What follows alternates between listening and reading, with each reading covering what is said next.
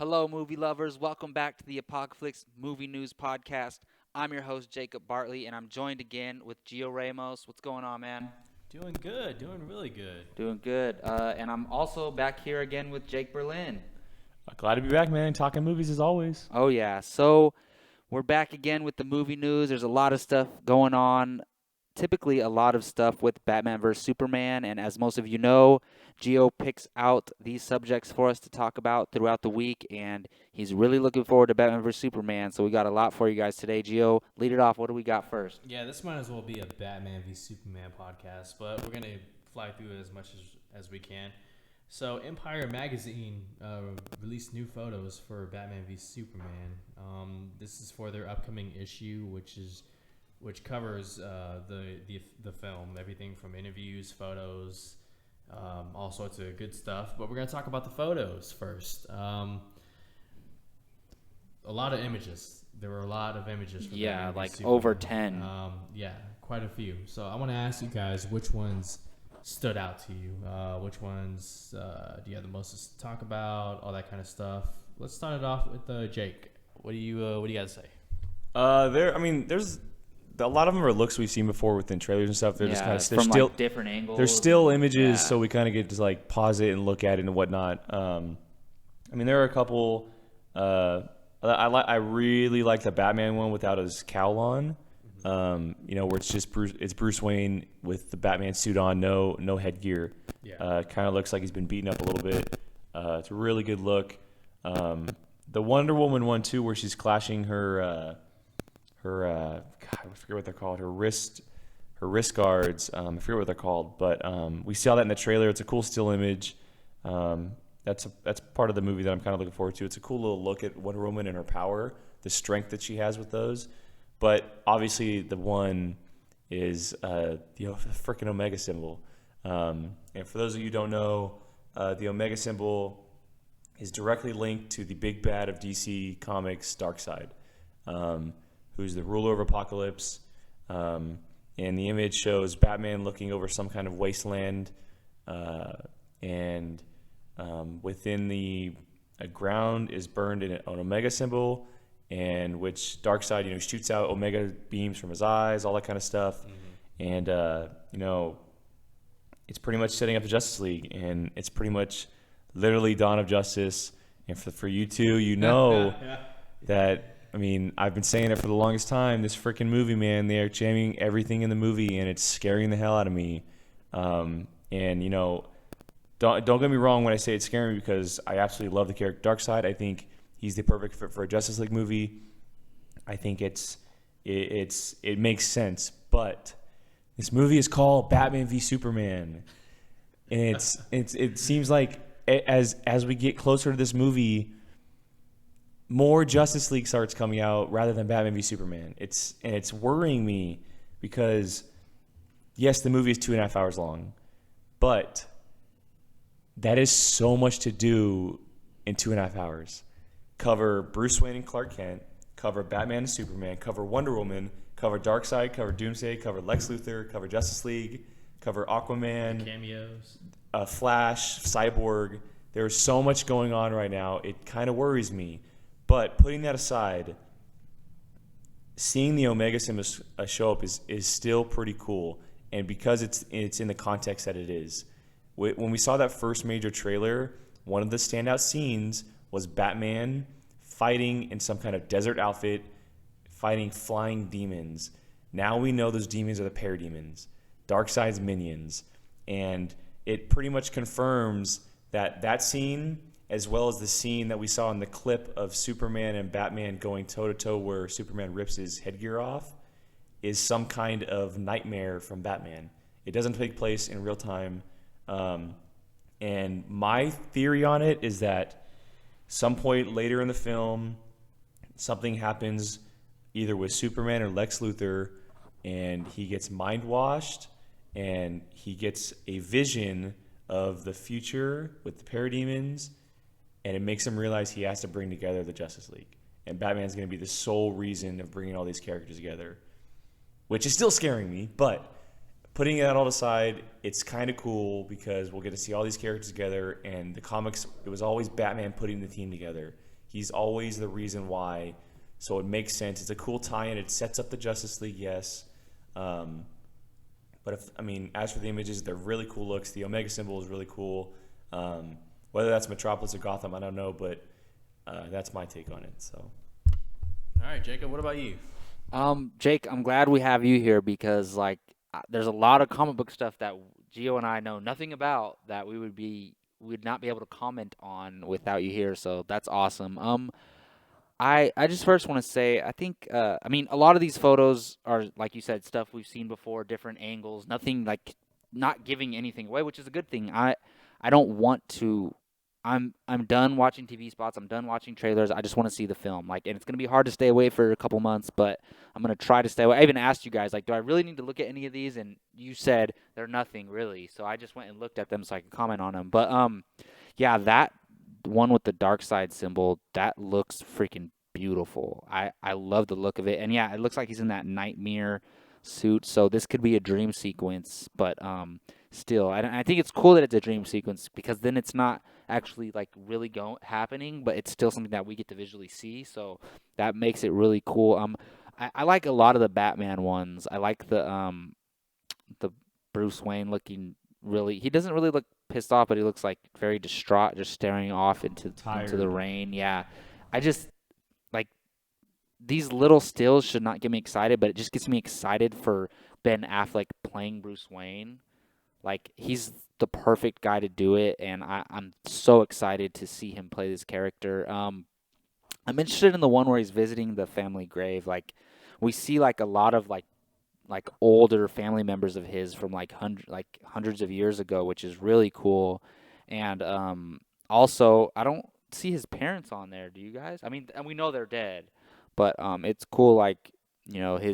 We get to see his lineage go all this way back, which is really cool. But yeah, other than that, nothing else really stands out to me too much. what if somehow he gets a nightmare sequence, whatever?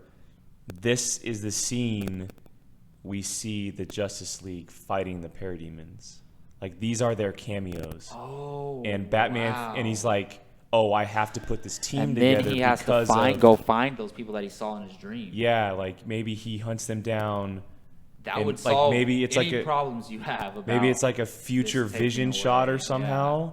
I'm just throwing out a theory, but if that was the case, I would be fine with that. Because that way they don't take Because away it'd be anything quick. from Batman v Superman. And but it's just I'm just throwing out ideas, but what do you guys think of that possibility? That's definitely a possibility. I'm not worried about the whole Justice League thing. I am. A long time ago, I gave up the notion that this is just a Batman v Superman movie. It's not, and I'm totally fine with that. And if people are worried about too many characters, I'm gonna go back to this every single time. Look at X-Men: Days of Future Past. Look at the first two X-Men movies. They have tons of characters and they make it work. So I think it can totally work.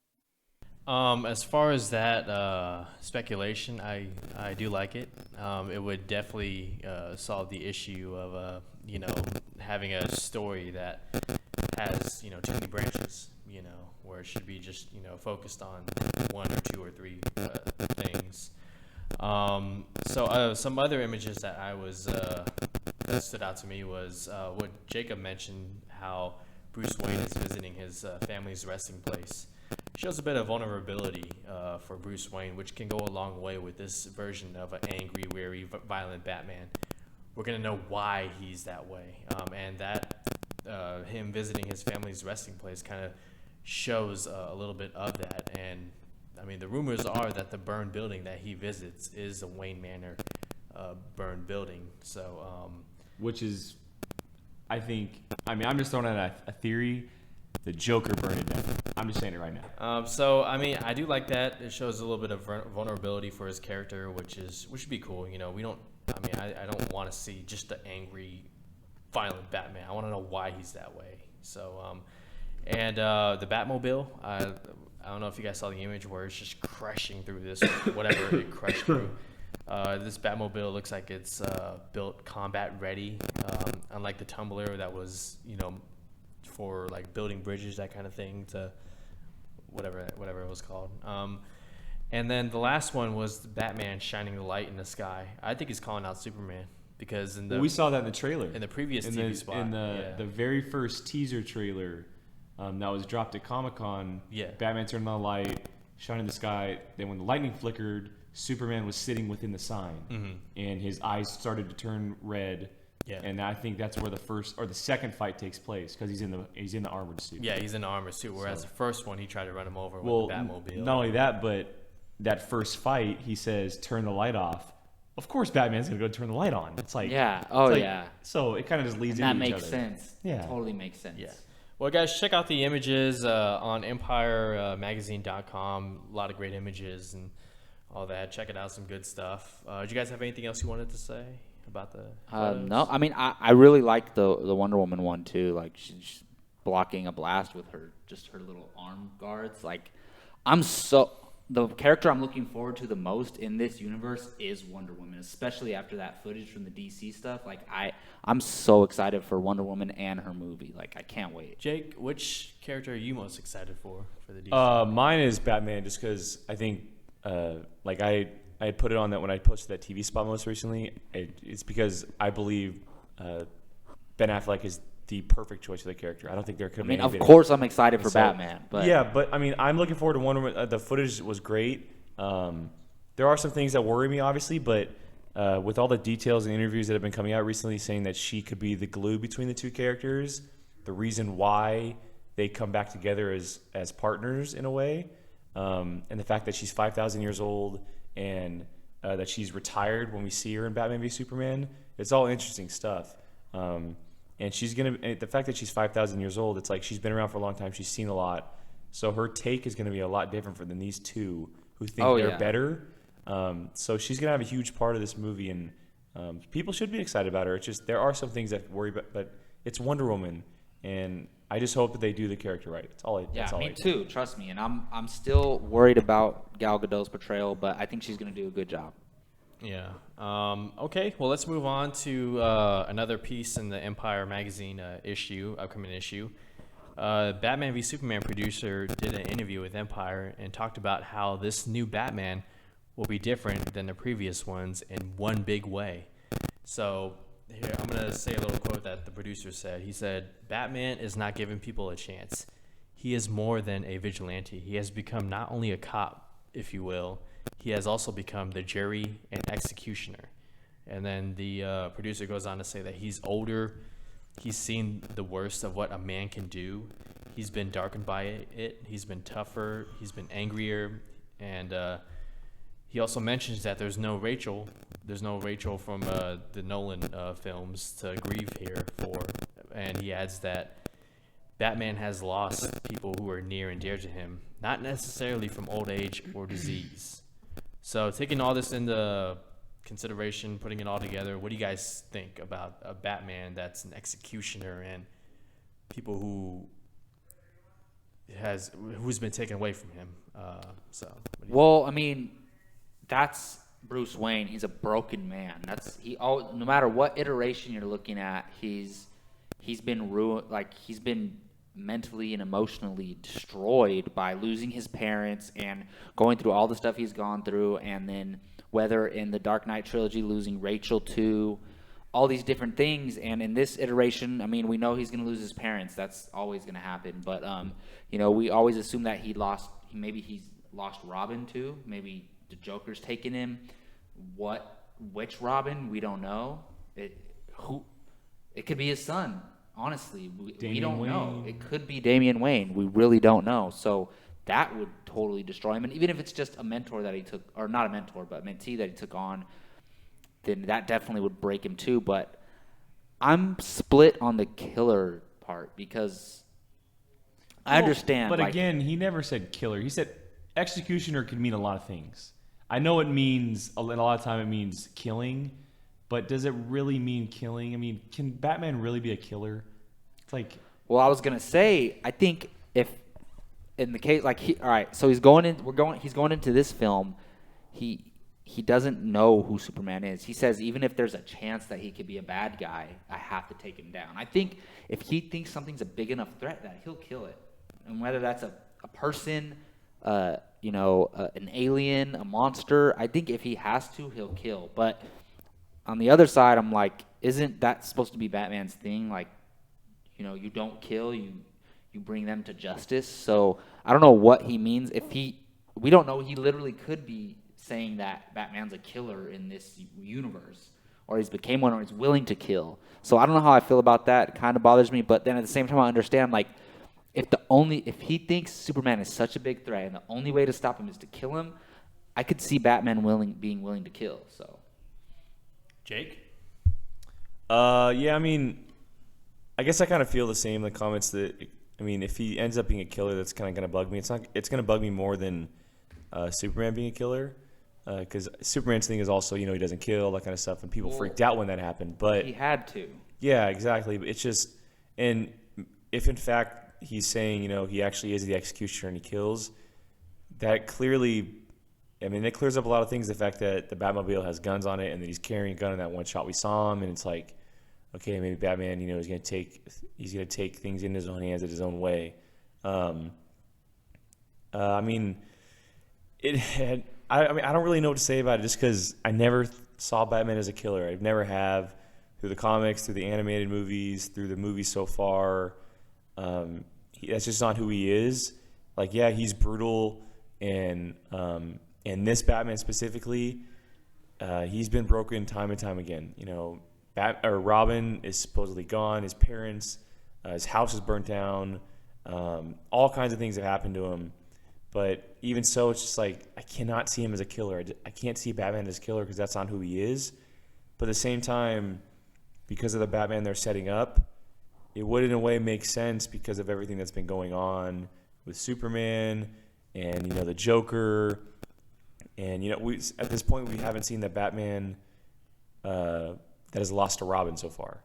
So we've seen one who's lost to Rachel, but that might not be as bad as someone who's lost someone like a Robin because of, he took on the master name, like that the Robin was his responsibility, as to where Rachel was just like a lover. That's kind of different. And, whether it's son or someone else, I just don't see him becoming a killer. It kind of bugs me. It does kind of bug me, the fact that he would say he's an executioner. So, yeah, I asked Jake, is Rachel a character that was just made up for that universe, or does she exist somewhere in the comics? she does exist in the comics. She does? Yeah. Is that like his main love? Not all the time. Well, I mean, he's dated Wonder Woman, and there's been different iterations, like the two from the older movies that were played by like Nicole Kidman. Oh, that's a character there's too. All kinds of different women. He's a womanizer too, so he's always Catwoman. Duh. Yeah, there's all kinds of different women. Okay, makes sense. Yeah.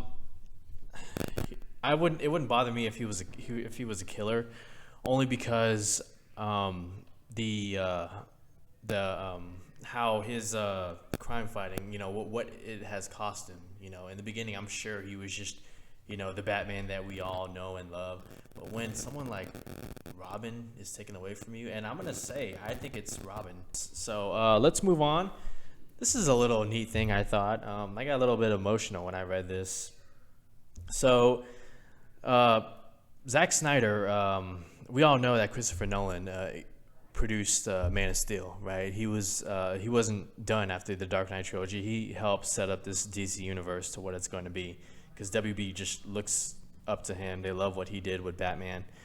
So when the decision was made that Zack Snyder wanted to, do a new Batman and include him into what's now Batman v Superman: Dawn of Justice, he sought out Christopher Nolan and asked for his sort of blessing, and Snyder revealed in an interview that went something like this: if you don't want me to do this, just let me know. And Christopher Nolan, after a moment of pause, he said, well, we don't own these characters. When you're done making Batman movies, someone else will make them. And then Snyder said how it seemed like Nolan took it a bit hard because, I mean, it's been 5 years since The Dark Knight Rises, and maybe that's a little too soon in his eyes, maybe some of his fans' eyes. And look, all right, we know that Christopher Nolan is not the guy who says you make a Batman film or you don't. Warner Brothers would make a Batman film. What do you guys think about this? Just the whole Zack Snyder reaching out to Christopher Nolan. Like, what do you take from it? So I'm gonna start with Jake. I mean, it's it's nice. It's nice that he went up to him because Christopher Nolan was the last guy that told the story of the character, and obviously the character meant a lot to him. But at the same time, it's like even if Nolan would have said, "No, I'd rather you not tell that kind of story," Zack Snyder would have walked away and still told the story. I mean, he's gonna do what he wants to do because he wants to tell a story he wants to tell, and yeah, that would have caused some riff, obviously, but I think it was just a little bit more respect because what Nolan did, he kind of brought back Batman. He's the reason for it, because after Batman and Robin, the character was in a whole crap hole. So yeah, it does make sense, and it's respectful of Zack Snyder, but at the same time, it's like even if he would have said no, it wouldn't have stopped it from happening. So, Jacob. Yeah, I mean, I don't know why this is like. I understand why people are running it as a news story, but it's like I saw that on, I think it was Screen Rant, But I mean, no disrespect to them. Everyone's running it as a story. But I'm like, does this really deserve a whole story about it? It's literally like 2 comments, and but I just look as it's just out of respect is why he's asking him. I compare it to like somebody asking their fiance's father if it's cool to marry them. Most of the time, if the dad says no, the guy's still going to marry the daughter. So it's similar to that. Like it was just out of respect because it was so recent. It was such a big thing with Christopher Nolan in the Dark Knight trilogy, and to me it seems like Nolan's a little bit bitter about it, but he knows he has no right to say no. So of course he's gonna be like, look, we don't own these characters, go ahead. So like he wasn't like, yes, go.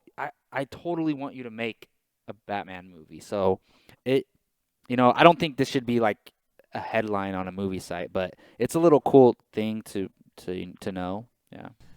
See, I think, okay, all right, so we obviously, if Nolan were to say no, Warner Brothers would still go ahead and make a Batman movie because he doesn't own the character.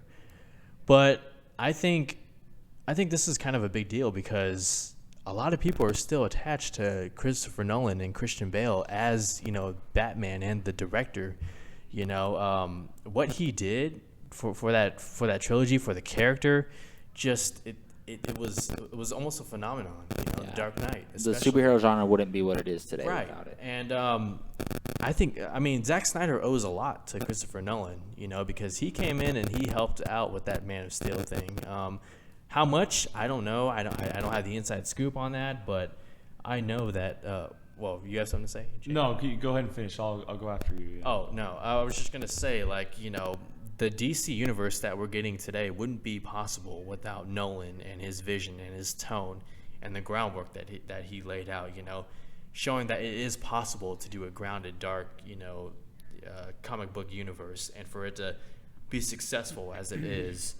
And I think it's great for the fans. A lot of people out there, still aren't, used to the idea of Ben Affleck taking over as Batman so soon, and for Christopher Nolan to sort of endorse Zack Snyder, that could do a lot, like obviously people are going to go see Batman v Superman, but again, it's for the fans.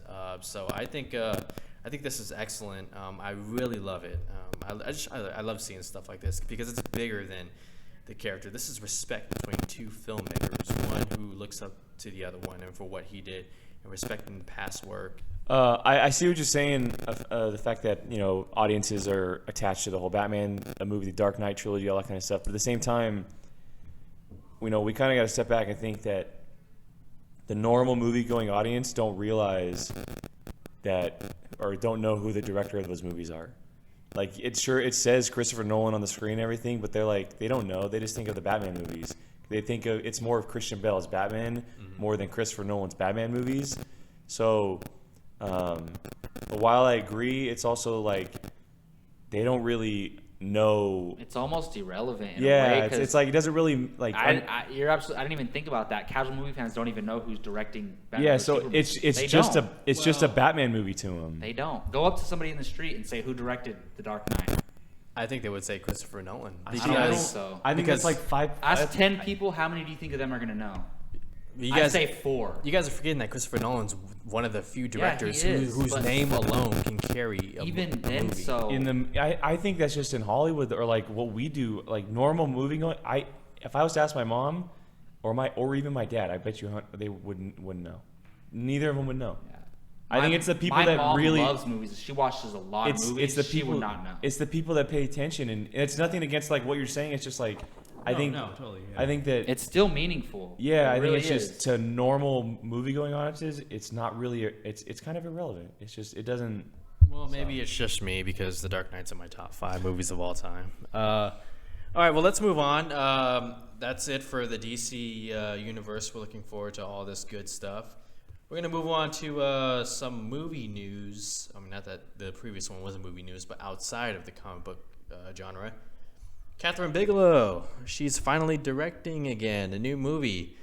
So Kathryn Bigelow and screenwriter Mark Bowl, who wrote The Hurt Locker and Zero Dark 30, the two are reteaming for a original true crime drama currently known as the Untitled Detroit Project. So far as what's been revealed, the crime drama is set against the backdrop of Detroit's devastating riots that took place over 5 haunting summer days in 1967. No further details have been announced, but you got Kathryn Bigelow, true crime drama, Detroit, real life setting. What do you guys think about this? Let's start with Jacob. This is pretty cool. I mean, I'm not, that much into it because I've seen Zero Dark 30 and Hurt Locker, but like they didn't stick with me as much as they do with other people. They're good movies, but I'm not like a lot of people like, oh my god, they're amazing, which I agree they are, but I'm not like too like, I'm not that excited about it, but I'm just excited that she's directing again. She's a great director. She needs to be consistently working in Hollywood, I think, and she's arguably the best female director. I mean, she is right now, definitely. I don't know about all time, but I'm excited. If I hear she's putting out a film, I'm there. Honestly, it's similar to Christopher Nolan or Tarantino. If she's putting out a movie, I'm freaking excited for it. So there's nothing but good news here. Go ahead, Jake. Oh, dude, I'm so sold on this. Like, I'm sold on it now. Like, take my money now. And there's no cast. There's a small synopsis. I've said it time and time again. I'm a total sucker for true stories, especially historical ones. And the whole 1967 Detroit riots is a huge part of our history. It's a story that deserves to be told. And with someone with Kathryn Bigelow's status directing it, as well as Mark Bowl writing it, The Hurt Locker and Zero Dark 30 are arguably two of my favorite war films of all time. Not only that, but Kathryn Bigelow also did the awesome original Point Break. Of course, Which yeah. is totally just great. I mean, I forgot to mention that, but that is the one movie of hers that I love. Like, so. that's arguably one of the best action movies of all time. Yeah, So, it is. Kathryn Bigelow, yeah, you attach her name to anything, I'm sold. I'm into it. Get me to the theater as soon as possible. I love that it's coming out next year. These two, Bigelow and Bull, they're a dynamic duo right now. I mean, they're killing it. And Kathryn Bigelow, yeah, she hasn't made a movie in a while, but she takes the time to pick the projects. And she was in the running for Wonder Woman, but I'm glad that she's doing this instead, because this is totally her type of film. If you don't know the name of Kathryn Bigelow, man, learn it quick, because she's a director that's going to be around for a very, very long time, and she's definitely making a name for herself. In true crime, it's like a crime drama based in the Detroit riots. It just sounds exciting. So yeah, I'm totally into it. Yeah, Kathryn Bigelow is like, I don't want to say on the level of James Cameron, but like every time a film directed by her gets announced, it's like, damn, like I cannot wait. And I was doing some research, and Kathryn Bigelow and James Cameron were actually married for 3 years. So I mean, I'm just something I found interesting. But The Hurt Locker and Zero Dark 30 are both in my top 25 of all time. When I first did my draft for top 10, The Hurt Locker was definitely in there, but it fell out. I'm so looking forward to this movie. Kathryn Bigelow, she won the Oscar for directing The Hurt Locker. Mark Bowl, he did an incredible job. He's been nominated twice. I love a true crime drama.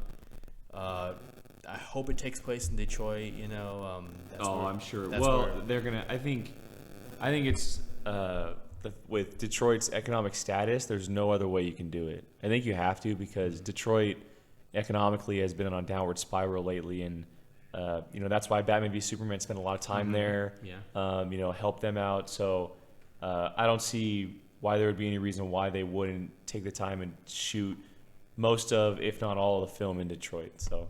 Okay, well, I'm going to pull a fast one on you guys. We're going to rapid fire through a couple of these small stories. So I'm going to name off 3 stories, and we're going to talk about them in no particular order, but you guys, tell me what you think. So the first one is Spider-Man reboot happening in IMAX. So Spider-Man, directed by John Watts, written by the Vacation people, starring Tom Holland getting the IMAX treatment. Tom Cruise and Jerry Bruckheimer teasing Top Gun 2. And the final story, Captain America Civil War is getting a lot of good test screening results. Like, probably Marvel's best ever. Like, they're comparing it to The Winter Soldier. That's how good it is. That people are saying it is in the test screenings. So out of these 3 stories, what do you guys want to talk about first? Why the hell is Spider-Man being released in IMAX a story? You would figure, right? Kind of a no-brainer, right? Yeah, so cool. Yeah, I don't really care that much. Top Gun 2, haven't seen Top Gun, but that's freaking awesome. You're freaking killing I know, me, dude. Jake, you act like it's the first time I've told you. I know, it's just every time you say it, it's like, how can you not...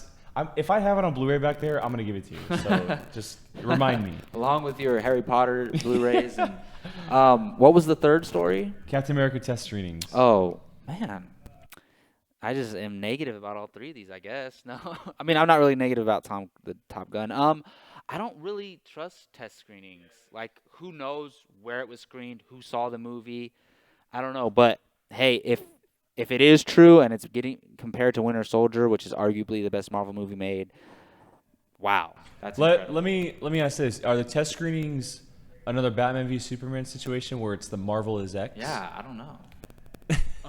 Well, according to the report, it was actual test screenings. Okay. Well, Like okay. So fans? yeah, test screenings, they're hard to go by because sometimes it's people within the industry or within the company, like kind of Batman v Superman situation. But if it's an actual test screening with fans, I'll take a little bit of note to it. But until I see the film, like, it's hard to take it in because it's a subjective thing. Like film. you I love have everything no differently. doubt Civil War is going to be freaking amazing. I think it's going to go along the line with I think it could be their best film ever made. Like, I would not put $100 on Batman vs Superman being a great film, but I would put $100 on Civil War being a hey, great I'm film. right there with you. So, as for Top Gun 2, awesome. I've been wanting it for years. Get freaking Maverick back in the damn cockpit, man. Let's see it. As for Spider-Man, yeah, no brainer. But I'll also add that I've kind of gotten off the 3D bandwagon as of late. I've never been on it. So, I enjoyed it for certain films, like it fits certain films, but as of late, I've kind of I wanted to see straight film. So I'm kind of hoping that there's just a normal IMAX with no 3D. I doubt it'll happen. But as for it being brought in IMAX 3D, it's kind of a no-brainer. Why wouldn't it? So Yeah, I still don't understand why that's a story. Has every Marvel film been an IMAX release, like Thor: The Dark World and? I saw. I think everything was. Why wouldn't they be? They're all huge blockbusters. I've seen everyone in IMAX 3D. I saw Thor 2 here. I didn't see that in 3D because I think I was the only one to go, or IMAX because I think I was the only one to go to that by myself. But I'm pretty sure everyone since the Avengers has been IMAX 3D. But who knows, honestly? We don't know for sure. Oh, I love the Spider-Man reboot as a 3D IMAX. If you guys haven't seen, check out The Amazing Spider-Man, the first one in 3D. Obviously you can't watch it in IMAX, but the sequences with Spider-Man swinging from the cranes up to Oscorp, that stuff is beautiful in 3D. Like one of the... Don't get me wrong, I want to see it in 3D. That's Spider-Man's a character you want to... I wouldn't mind seeing in 3D. Yeah, it would be perfect because... We'll be there open. Exactly. So. Yeah. Top Gun 2, please. I've been following this project for like a couple years now, and I'm glad it's still happening. I want to see Tom Cruise and Val Kilmer back as Iceman and Maverick. That's going to be awesome. And I think the fans will love it. I hope it's as impactful for our generation as it was for the previous. You never know. Danger Zone, man. Danger Zone. And Captain America Civil War, I mean, come on now. It's going to be awesome. You have the Russo brothers directing. You know, you have everyone in there minus Thor and Hulk. It's going to be awesome. So, yeah. All right, well, that was a little new rapid fire section at the end of the podcast. It was actually pretty cool. We kept it under an hour this time, so I want to thank you all for listening. This is the Apocaflix Movie News Podcast. I'm your host, Jacob Bartley. You can find me on Twitter at JacobBartley_, on Instagram, Jacob Ryan Bartley. I want to thank Gio for gathering all the news stories and running us through them. Where can they find you online, Gio? Twitter at GioRamos24 and on ApocaflixMovies.com every day. And I also want to thank Jake Berlin for joining us today. Where can they find you online? Yeah, you can find me on Apocaflix Movies as well. Twitter, Instagram at Qui-Gon Jake. Check out our Facebook page and hit that damn like button, man. Oh, yeah. Please don't forget to subscribe to our YouTube channel. We would really appreciate it. Hit that like button. Thank you all. We'll see you next time.